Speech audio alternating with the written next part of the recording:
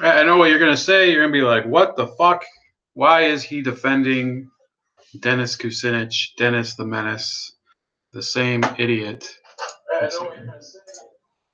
Had to mute myself, but the same moron that bankrupted a U.S. city. I think it was the first mayor to bankrupt a city in U.S. history. So, well, I have to stand out and say something when I see just blatant lies and bullshit being put out there.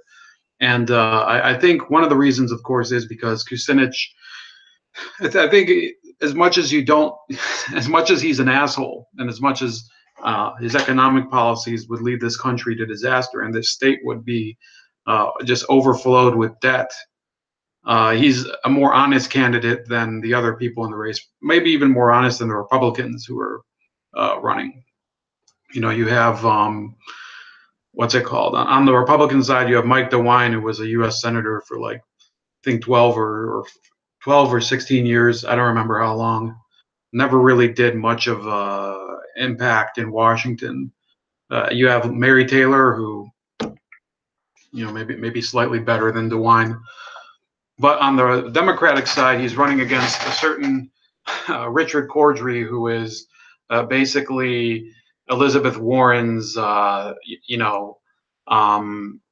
Cabbage Patch Kid doll. That's basically his role in the Democratic Party. He was the head of the CFPB, and here we go. We have Arjun and Lennon McCarthy. Hopefully, this won't be as long as some of my other videos, but yeah, Dennis Kucinich, what's he being accused of? He's being accused of being a Syrian sympathizer and basically propping up Bashar al-Assad. Now, I've said before, I think that Kucinich he shouldn't be as upfront in I guess supporting the Assad regime as he is, but he's a very much needed voice of dissent on this, and I oppose the Syrian war, not for the same reason that Kucinich does. I just think it's a stupid war. He'd probably oppose any war that happened, which I guess that's a consistent position. Good for him. He, by the way, was one of the only Democrats in elected office when the Iraq War happened that actually had the balls to say, "Well, I'm not going along with this. If you guys do this, I'm going to run against you in the presidential election in 2004." He ran against Bush in 2004. He ran against Clinton and McCain in 2008. I think he lost. He didn't win very much because Obama was in the race, and he also was running on the I was against the Iraq War II platform. So, naturally the Democrats, who are now basically pawns of the defense contractors just as much as Republicans, they're saying, well, he's a Syrian pawn, and they're attacking him over that, and they're attacking him over some donations he received from a pro-Syrian lobbyist, which I think it wasn't a donation. It was just paid. He was paid for a speech. This was before he was running for office. It was in 2017. So it says Dennis Kucinich, this is from the Columbus Dispatch. Dennis Kucinich, a Democratic candidate for governor, faced a blast of criticism Wednesday over the revelation he received $20,000 last year from a California group that defends Syrian dictator Bashar. Nobody can get his name right. It's Bashar al-Assad and his Russian sponsors. Meanwhile, the treasurer of the group, Paul Lerudi, told the Dispatch, "I don't care whether he's a dictator." On its website, Lerudi's group in December praised President Putin of the Russian Federation. "We regard the U.S. occupation of any part of Syria as a war crime, and we call upon the USA and its coalition partners to get out of Syria now." Kucinich called the organization a civil rights advocacy group. Lerudi said he views groups such as Amnesty International and the White Helmets, which are reporting atrocities by Assad, as tools of the U.S. and other Western nations. So Amnesty International, I don't know if you can call a tool of the United States, but the White Helmets are definitely suspicious, in my opinion. He said, as has Kucinich said, which should be left to the Syrian people to pick their government. Asked how the Syrian people can pick their government if they can't cast a meaningful vote, Lerudi said, "It's not my business and it's not your business to decide whether they can vote." So that's a harsh statement, but it's a true statement. Yeah, we can't determine how other foreign governments are going to, how they're going to manage their own laws. Larity said the California group was founded by San Francisco Bay area volunteers who are trying to end the violence in the Middle East, and that its funding comes through donations, including some electronic gifts from unknown donors. Former Ohio Governor Ted Strickland said Kucinich tried to hide the $20,000 stipend for a speech in Cambridge, England, and called on him to disclose any other such payments. Strickland said he knew and liked Kucinich, but I question what I consider his erratic behavior over the years. Kucinich, a former Democrat Cleveland mayor who was seeking the Democratic nomination for governor, was required by the Ohio Ethics Commission to disclose who paid him for the speech. It turned out to be from the Association for Investment in Popular Action Committees of El Cerrito, California. The group runs the Syria Solidarity Movement, which opposes imperial interests such as the U.S. in intervening in the Syrian civil war. As a congressman, and just after he left office in 2013, Kucinich visited Syria to meet with its president, attracting criticism in some circles. Kucinich says he supports efforts to bring peace to the war-torn nation. And he says this: it looks crystal clear that Dennis was trying to hide. Well, this isn't him. This is former Governor Strickland. Dennis was trying to hide where this money was coming from, said Strickland, a Democrat who is supporting former U.S. Consumer Financial Protection Bureau Director Richard Cordry in the May 8th primary. That's Elizabeth Warren's, mini-me. We wouldn't have known this if the Ethics Commission hadn't requested this information. Assad has been accused by the international community of being a ruthless dictator who has repeatedly gassed his own people, but Kucinich has questioned those accusations. So this is all of this is in order to make it seem like Kucinich is some sort of wacko or something, which, unfortunately, over the years, he hasn't done much to dispel that reputation. But, the fact of the matter is there's a lot of people who are not wackos who are doubting the whole story about Assad gassing his people, especially this year. Last year was also, I wasn't completely convinced either. And I said at the time, I opposed that strike as well.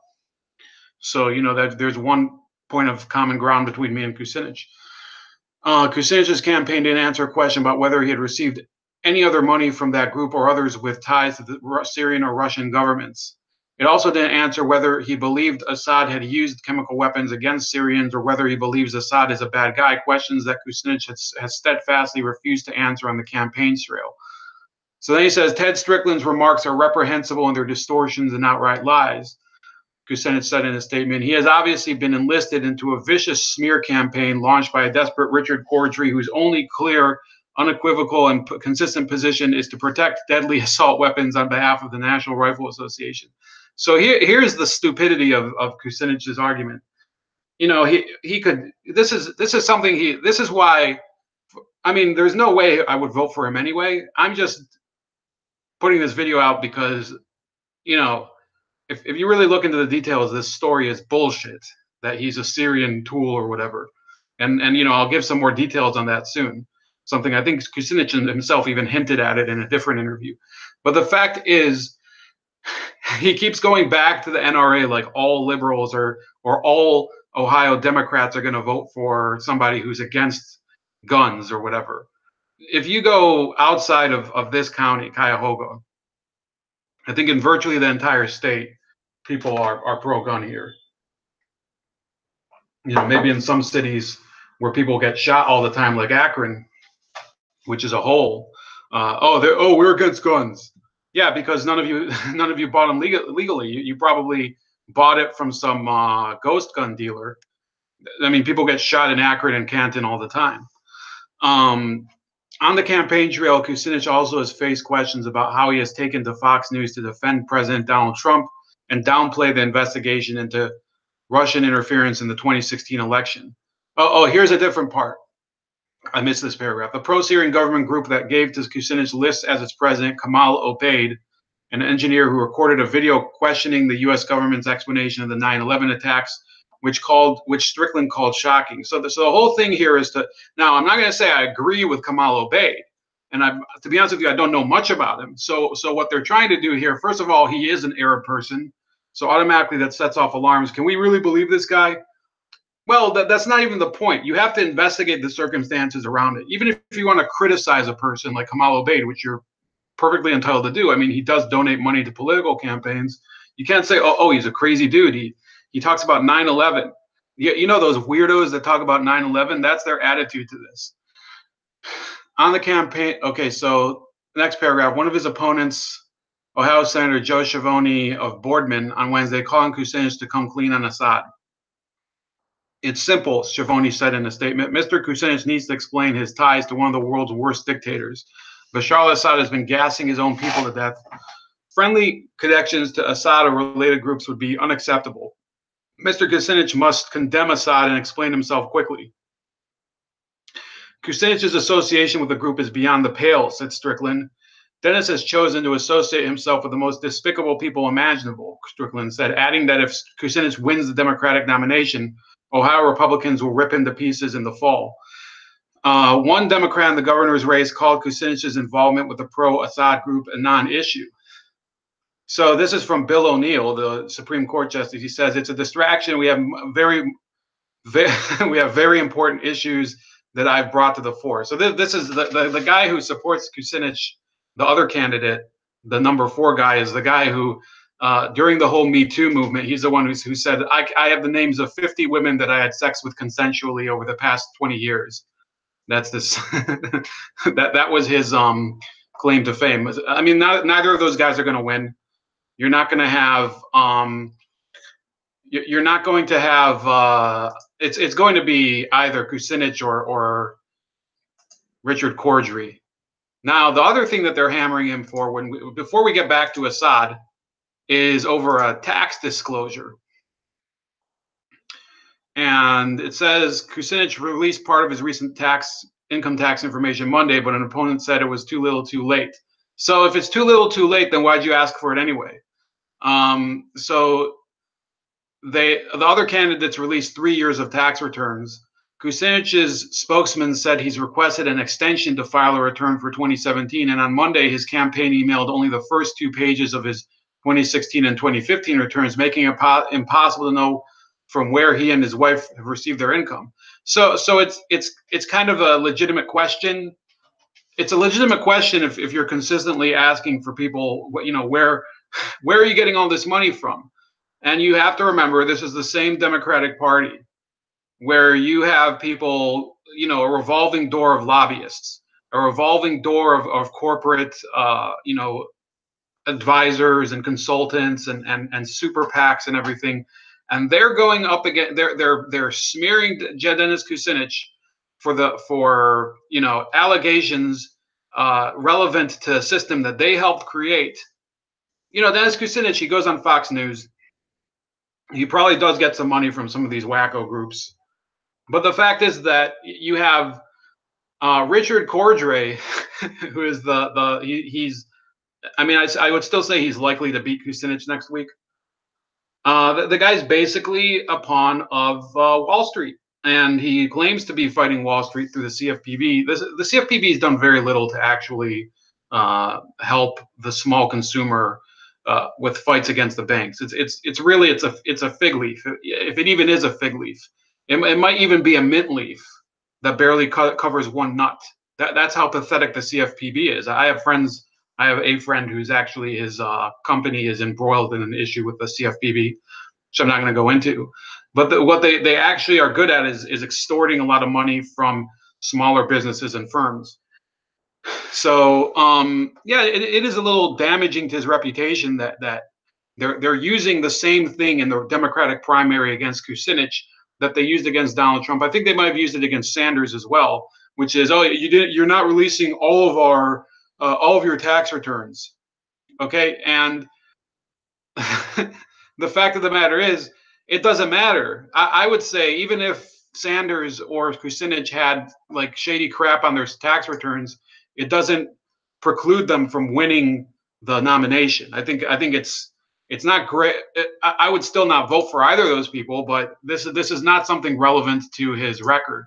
And here's where they start to like turn the screws and manipulate the mentality of the Hillary bots in Ohio, which, remember, Ohio did vote for Hillary Clinton in the 2016 primary.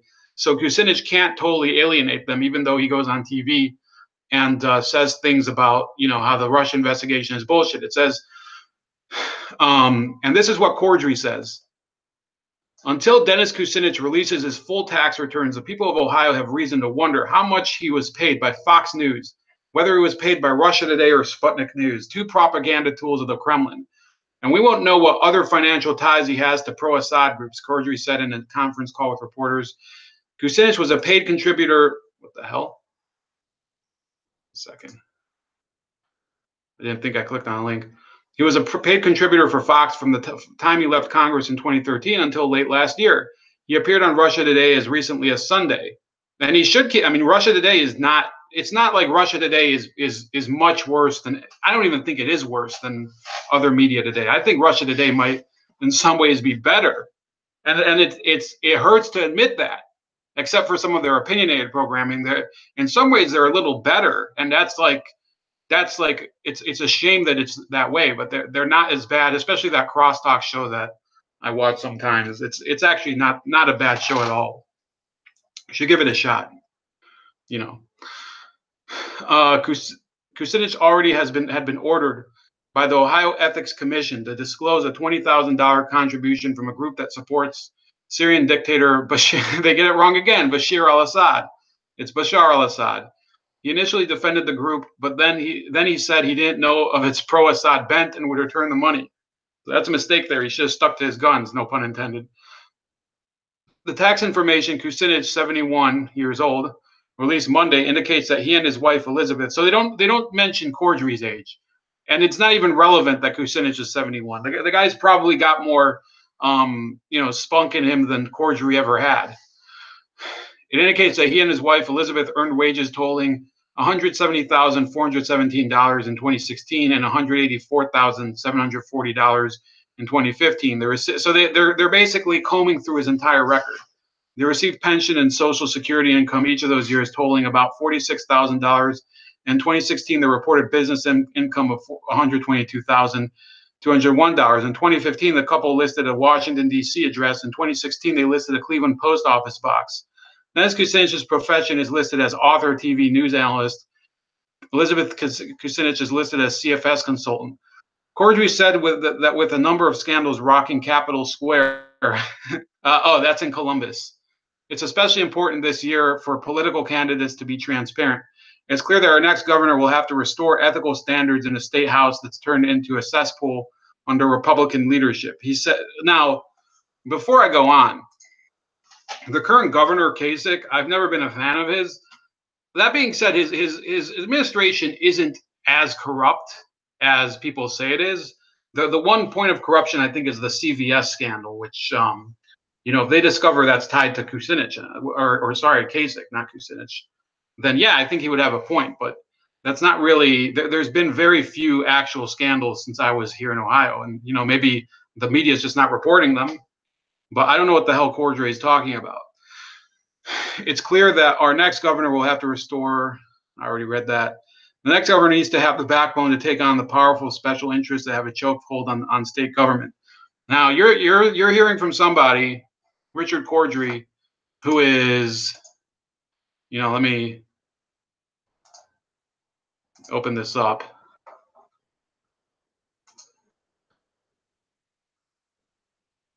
So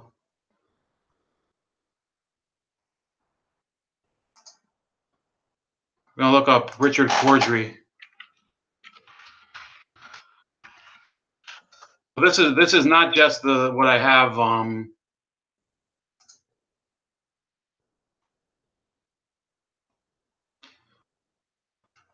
Second. So it doesn't have any data on him yet. Wow. This is really out of date. Anyway, I'll go into this Kamal Obeid. So everybody was talking about how Kamal Obeid, remember, they're saying, oh, he's a Syria supporter. You can't accept money from him. Everybody's talking about, oh, Kucinich is tainted. Well, take a look at this window. This is from the Federal Election Commission. You know, in 2016, he was donating to Act Blue, which is the mainstream. Those of you that have donated to Democratic candidates, a lot of them go through the main agency that accepts donations for Democratic candidates. That's Act Blue. Ro Khanna, that's a candidate from California. I think he's from Silicon Valley. $250 in 2016. MoveOn.org, you have, you know, a good chunk of money. Now, let me see if there's any more from there.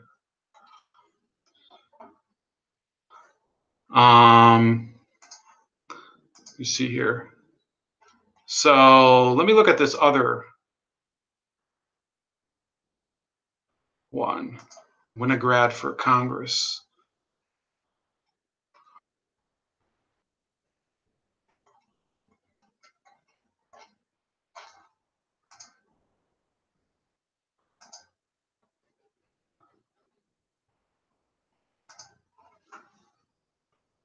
So this is a guy who has donated money over the years. You see in almost every election cycle, he's donating money.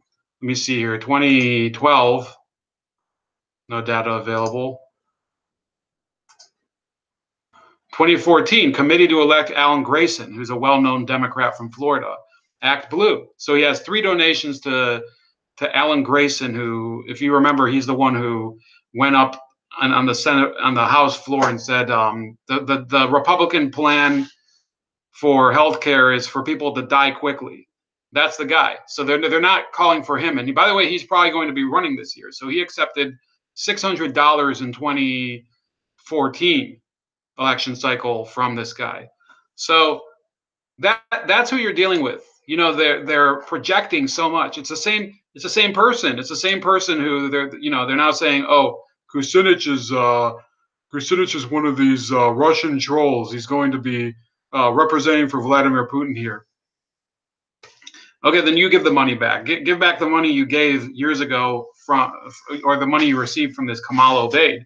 Admit that you took money from and this was, by the way, during the Syrian war as well, from Kamal Obeid. So you've been taking money during the Syrian civil war, and then you're trying to say, oh, yeah, Dennis Kucinich is a Russian bot. No, there's a lot of things you can say about Dennis Kucinich, but that's not it. Now, let me see here. Is anybody asking me any questions here? There's an anti-Putin candidate running against Dana Rohrabacher, calling him a Russian spy. That's interesting. Maybe we'll cover that a different time. Now, Jeffrey Allen Johnson, welcome. Larry Gerke, always a pleasure. Arjun. So what I'm going to talk about now is a little segue back to state politics. Now, I already said a couple weeks ago, you know, in a kind of a throwaway video, because I might as well have just talked about it for a second. But I endorsed Mary Taylor for governor. Now, in the Ohio Senate race, it's a little less relevant, because the obvious choice right now, because, you know, by the obvious choice for most people has been Jim Renacci, who's a congressman who's running for Senate. I'm not going to support Renacci, at least not for the primary. I think Renacci is pretty much, you know, he's a corporate Republican, and you know, there's 2 other candidates who are worth, you know, one of them, at least, Mike Gibbons, would be a decent candidate. Mike Gibbons is this businessman. But you have to understand, I don't know where you guys live. I mean, some of you guys live in California or elsewhere on the West Coast. Over here, the coverage has been like nobody gives a shit. There's radio advertising. Okay, who listens to the radio? Old people. Other than that, the engagement has been very weak. It could really hurt Kucinich in his race for governor for the nomination. You know, but I think he has a little more enthusiasm with the youth, because he's not a fucking fraud like Richard Cordry. However, for the senator race, there's virtually no attention being given. It's likely Jim Renacci will win. The reason I'm supporting Mike Gibbons is, you know, there's also Melissa Atkinson. I guess I technically could support her, who's even more staunchly conservative in a manner of speaking. The reason I'm supporting Gibbons is pretty much because Renacci has had, he has a past of accepting money from lobbyists. He is a compromiser. He's pro-open. He was an open borders guy until Trump got elected. Now he's supported by Donald Trump because he needs Donald Trump in order to be relevant at all. Once he gets elected to the Senate, if he would get elected to the Senate, which is not easy with Sherrod Brown, who's he's very good at campaigning. Maybe he would change for the better, but it's very hard to keep these people accountable once they get into the Senate, because then they have 6 years to be a total douche. So he'd be getting elected without having to face accountability. Since somebody replied to my flat Earth meme. He wouldn't have to face any accountability for jumping ship and supporting an agenda like the other Republican senators, such as Marco Rubio. So no, I'm not going to support Jim Renacci. I'm going to support somebody who's a little more on the edge. But I have my doubts that Renacci is going to lose in the primary. And with now the one thing that gives me hope for Renacci or whoever wins the primary to beat Sherrod Brown is that the Ohio Democratic Party is incredibly dependent on Black urban voter enthusiasm. They have 4 or 5 counties that are really crucial for their vote. That would be Cuyahoga, Hamilton County, which is where Cincinnati is. They have Mahoning County. They have Lorain County. They have Franklin County, which is where Columbus is. So those counties, 2 of them are really going to he's going to have a problem rallying voters. They would be Youngstown, which is Mahoning County, which is where Youngstown is, and Lorain County, which is where Lorain is. So that's a bit. Those are 2 big Union counties. Another one that I forgot earlier, Lucas County, which is where Toledo is, will likely remain Democrat. It's one of the most solidly Democratic districts in the country because it's still majorly pro-union. But around the state, they're losing ground in Lorain and in Youngstown because of some of the returns of U.S. Steel to here. I think in Lorain County there already was a steel mill that got fired up. So if Donald Trump were to come here and campaign actively for Jim Renacci, it would be a real problem for Sherrod Brown to win. Another issue, which is kind of a stupid issue, but I'm just going to throw it out there.